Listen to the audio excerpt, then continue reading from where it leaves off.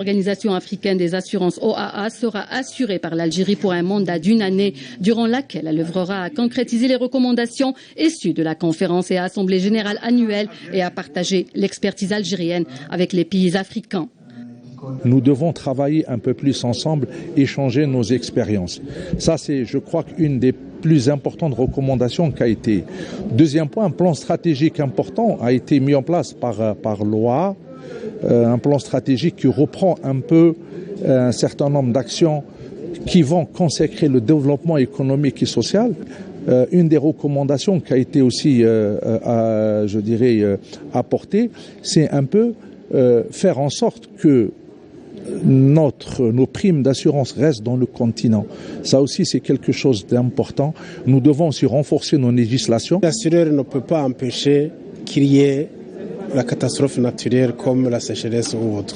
Ce que nous pouvons faire, c'est donner une compensation financière qui permet aux ménages et aux populations de pouvoir résister, donc avoir la résilience et attendre la prochaine saison.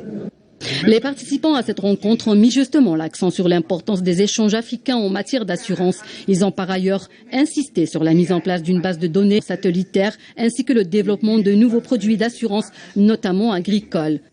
L'objectif de cette organisation est effectivement de renforcer la collaboration et la coopération interafricaine entre les pays et les différents marchés africains en vue de renforcer la capacité et limiter la fuite des capitaux à l'étranger et refinancer tout le continent africain. Le but, c'est en fait de faire le réseautage.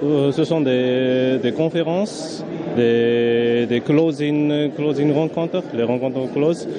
Les assurances ont un grand rôle à jouer dans la sécurité alimentaire. L'OAA œuvrera à mettre en place des systèmes à même de développer et de fournir des produits d'assurance compatibles avec les besoins et surtout avec les capacités financières des exploitants agricoles africains, souvent aux revenus modestes.